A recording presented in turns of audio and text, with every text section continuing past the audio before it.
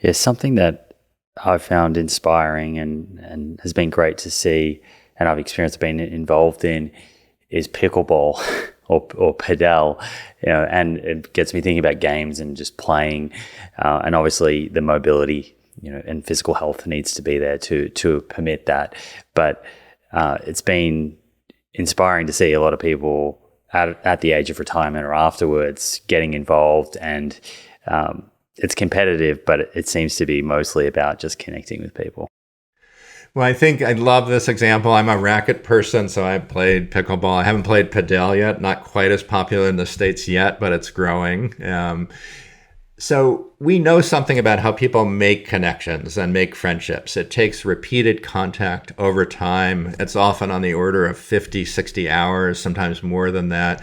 And it's typically doing something in conjunction with another person over time, beginning to share more intimate aspects of oneself with that person. So recreational activities are great for that. Pickleball in particular is a really interesting sport because the tradition in pickleball is, first of all, you can talk when you're playing in between points, but more importantly, if you lose and you get off the court, you wait for a court to open up, and that's a time to connect with other people. So it's a very social sport, and because you're doing something next to someone else, it's kind of easy to develop some familiarity and hopefully some trust over time. So recreational activities are wonderful. It could be a walking activity. It could be a community gardening club in which you're, contributing to produce that the community can use, but you're coming to a place and being active with other people. It could be a book group. There are lots of ways to do this, but I think we've lost some of the ways that this happened kind of naturally in communities over the years. So we need to be more thoughtful, and community leaders, business people, people in elected office need to be very thoughtful about building this new kind of infrastructure, social infrastructure that connects people. Pickleball, again, is almost a perfectly designed activity in terms of it being active. It also has one other advantage, Simon, right? It is physical, but it's a sport that in some ways can be played by people across ages, even on the same court, which is very unique. Ping pong is like that as well. But pickleball has that ability to unite people across age groups, which is kind of cool. And your extrovert friends or parents, they might come down or jump at the opportunity to come down when you invite them, but it might take a few more invites to get the introvert down there, I imagine. Yeah, no, that's right. I mean, I'm about to have my 40th reunion for college. It's 40 years ago I graduated from college. They've asked me to come and talk about my book. I'm excited about doing that. I'm excited about seeing some old friends. And I'm reaching out to friends and saying, you're going to come to our reunion. It's our 40th reunion. This is a big one. You're going to come. No, I hate those crowds, right? It's too intimidating. I'm worried about being with so many people. Maybe we could get together before the reunion on our own. That's a common response that I get. And I understand that totally. I'm on the introverted side, so I get it, what people are worried about. And there's always a sense when we gather socially, particularly when we gather in places we did when we were younger, that there's a kind of fear that we won't fit in, that other people won't like us, that they won't think we're cool. Even as older adults, we still worry about that kind of idea that we're just not interesting enough to other people. So I think that's the challenge. Introverted people probably hear that voice a little more than extroverted people, but we need to get outside of our head. And one way to do that is just be interested in the people that we're meeting. So if I focus my energy instead of on those thoughts in my head about whether I'm being liked or being interesting, and be interested in the person I'm talking to, that's a pretty good way to make those connections and to feel less worried about it too. Yeah. I'm really interested in what you just said. Say more about that. Or, that shirt, so interesting. I'm trying to look, Simon, whether there's a cue I could pick up in the background here, right? That's what we do on Zoom. So being curious about others lets other people know we're interested. And that's what people appreciate. Yeah, and I think on an individual level, it kind of, at least for me personally, it helps to know that those thoughts of I don't fit in or I'm not good enough are really running through most people's minds. So it's not something that's specifically wrong with you.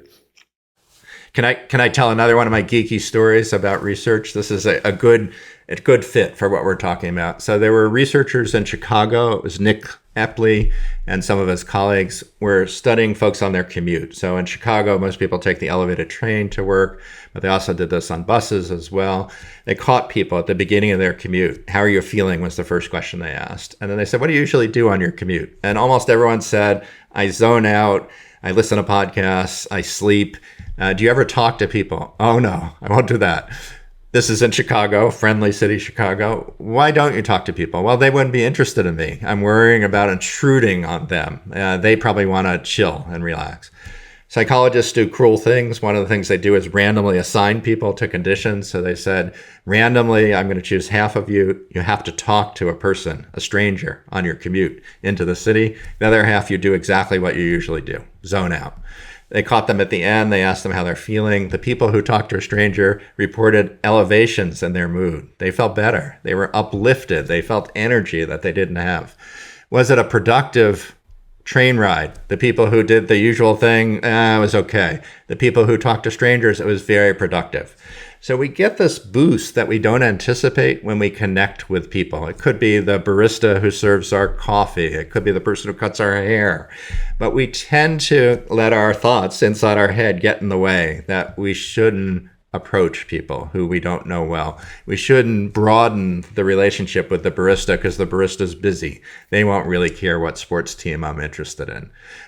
When we do it, though, we get a boost. And that boost people experience for days. They'll talk about it with their partners 2 days later. I had this incredible conversation on the train to work this day. There was a person I see on the train all the time, and I finally talked to them. And it was incredible. I learned things about them I never imagined. That's cool. And what keeps us from having those conversations is a fear that's widespread, as you said, that people are going to reject us. They're not going to be interested in us. Another example that the challenge or the thing that we fear represents the opportunity. I think about micro stress in general in your life. Why are people getting into ice baths all around the world? And a lot of that seems to be what you learn about yourself through exposing yourself to a little bit of stress, becoming more resilient. That carries over into other areas of your life. But this whole idea of, the obstacle is the way, and kind of leaning into that challenge. I think that's absolutely right. That's part of it. And part of it are these fears, right? We're well-tuned machines. That sort of evolution has had its impact, that we're trained to seek out threats to our existence. But modern life is pretty safe compared to our evolutionary past.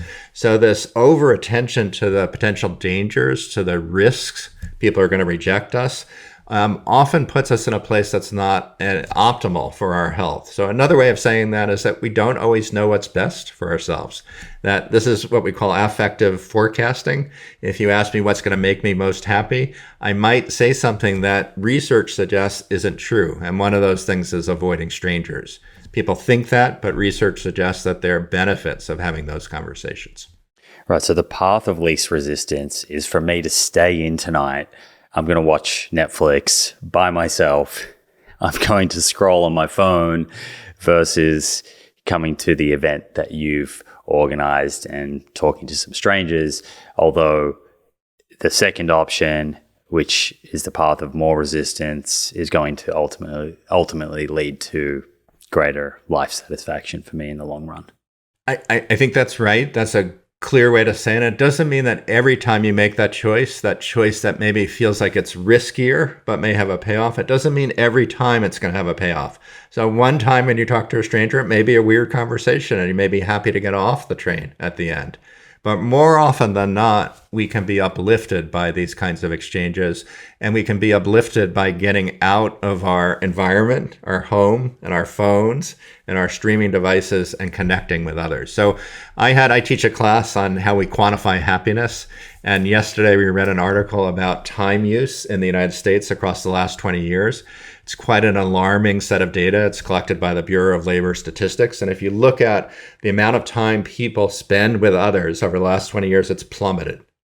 And they've only looked at in-person connections. They haven't looked at online connections. So that may be part of the explanation. This is particularly true for young people. So I had a bunch of young people in the room. These are college students. I said, this is data that particularly talk about your experiences. You're spending less time with friends, on the order of 2 hours less time spent with friends than people did 20 years ago. I said, should we be worried about that? I've never seen such vociferous nodding in my class. Yes, people should be worried about it. We grew up during the pandemic. We know what it's like to be alone. We know what it's like to depend on our phones and our computers for connections to other people. And we've gotten, I'm paraphrasing, but this was the emphasis, we've gotten lazy. We don't want to get out of our dorm rooms. We don't want to get out of our apartments. We can depend on our phones to connect at some level with people, but it may not be serving us well in the end. So I think, we talk about public health challenges. This is a challenge. The pandemic accelerated this, but this was starting before the pandemic. Devices have made us lazy when it comes to social connections. The pleasing thing of what you just stated is that they're cognizant of it, but I have to imagine they kind of feel a little bit trapped by the technology and the way society's changed. All of us are trapped. Yeah, it's not just them. Yeah.